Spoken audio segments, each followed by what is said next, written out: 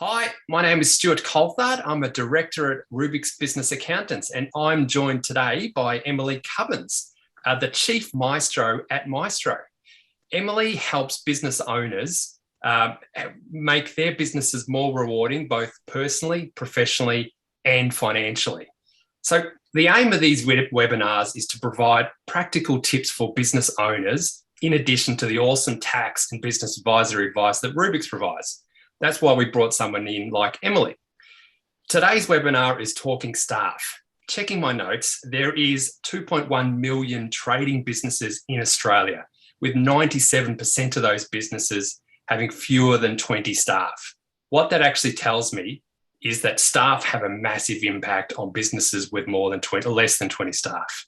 So getting the right staff mix, getting the right people in is really, really important. And that's where Emily can come in. So Emily, a question for you. Bringing a staff in, is it simple for a business owner?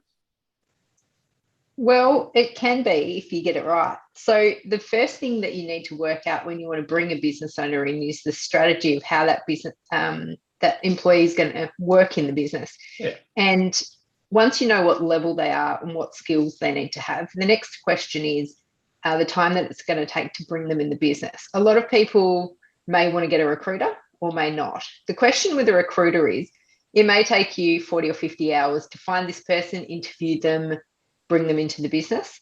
Is that worth your time, or you're better off getting a recruiter? And the way that you would work that out is look at your own charge out rate, times that by the amount of hours it's going to take you, and then work out whether it's a good investment. They generally cost about $15,000 to $20,000 to hire a new staff member. But if they've got the right candidate and that saves you 3 months of looking, maybe it is actually worth the money. So the energy a business owner would go through to hire a new staff member is great. And the lost opportunity of you not doing sales and not doing business management like what you might need to be doing could actually be great. So a recruiter could be your best friend in finding the right staff member. Yeah. So let's say you've hired someone and they're the right people. Should you just let them go, or should you put some sort of strategy in place and actually keeping that person? Okay, so you are 50% responsible for their success in your business. So sharing the responsibility between the business owner and the employee is super important. And you can do that by regular check-ins. I always recommend to my clients that they do employee reviews every 3 months. It's really important to see where their staff are at, where they want to go, what training they might want to need, and future planning. Are they looking at partnership? Are they really just happy working in the business? And what other mentoring you can provide them for them to be able to move forward? Because people stay in businesses where they feel valued and they feel like they're moving forward in their life. Yeah. How about, okay, so you've got staff as well, you've got the right people. What if you need to have tough decisions? I'm guessing making those tough decisions around staff is important. Very important, Stu. Definitely communication is the key. And a staff member may be having a trouble at home and they might bring that to work because we're human, and separating work from home can be difficult.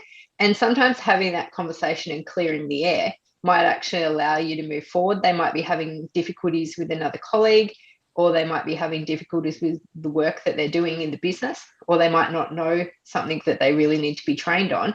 And some people won't come and tell you what the problem is. So it's up to the business owner to go to the staff member and say, how are you going? How can I help? What's happening? And where are we going from here? And a lot of problems can be resolved. That's probably good culture for a business. Have you seen or had some sort of strategy involvement around staff and culture? Yeah, so what I generally look at with business owners is the type of people that you need in the business. You want a few females, a few males, you want detail-orientated people, you want flamboyant, excited people. You want a range of different people in your ecosystem in a business. And that sort of creates the culture. And then everyone looks after each other in a slightly different way. Culture can be built in so many different ways. So obviously functions at the moment are not on, but we can have Zoom parties.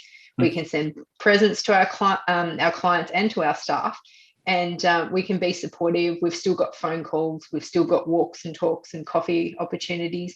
There's so many different ways that you can build culture, and keeping that engagement. I think mental health is probably one of the most important things with staff, and providing everyone switched on and engaged and moving forward, you're going to get some really great productivity and profitability in your business. So sitting on your hands as a business owner with your staff is probably not the right strategy. Yeah, and one of the things that a lot of business owners do is they have a business coach or some sort of consultant that they bring in to interview the staff, because the staff might not actually tell the business owner what's really going on, because they're worried that they're going to get fired or they get discriminated, or that the business owner will feel differently about them. But sometimes having a third party who comes in and supports the process, you can still get the same outcome, and the relationship can be maintained and progressed in that kind of way, because it does take an army to train staff and support them. And the business owner only has so much time and emotional energy in a day, and taking on too many things might be a downfall. Yes. So that sounds like a really good success story. Have you got any other success stories that you can share? Yes. So I've got a fantastic family lawyer that I work with, and she was very busy doing a lot of things. She had an administrative staff and a senior lawyer, and we hired a graduate lawyer, and what that did was freed up her time, because she was worried she wouldn't be able to afford the other lawyer. But this lawyer's come on, she's high quality, great attention to detail. She's very much worth her weight in gold in the business, which has meant that the senior lawyer can do what she needs to do. She can do more business development, she can operate the business, and she can do those really important jobs that she really can't delegate to anyone else. And the graduate lawyer picks up the pieces, supports the process, and nurtures the clients, which means that she's miles ahead. Yeah. So, we often find that with business owners, making that decision to hire a staff is a big hurdle. And that's where Rubiix can come in, providing a cash flow forecast around the what-if scenarios for hiring a staff. And that's with our advisory piece, where we can sort of help clients make better business decisions. But yeah, thank you so much, Emily. I often say, or you often say as well, that you're as a business owner, you are only as good as your advisors around you. That's why you need to bring in experts like Emily and the team at Maestro, as well as talking to the team at Rubiix too around your business owners and how to improve. So thank you so much, Emily, for coming in and chatting with us. Thank you.